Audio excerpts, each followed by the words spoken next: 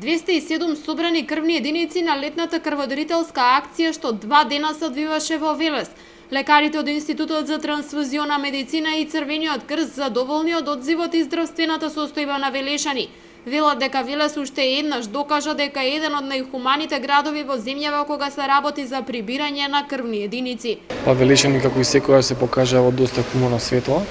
Значи во текот на вчерашниот ден имавме околу 106 дарители на крв, денеска 100, така да успеавме горе-доле да ја заокружиме таа предвидена бројка на дарители. Меѓу дарителите поголем е бројот на оние повеќекратните. Сепак организаторите велат дека радува фактот што од година во година се зголемува бројот на првократни дарители на крв.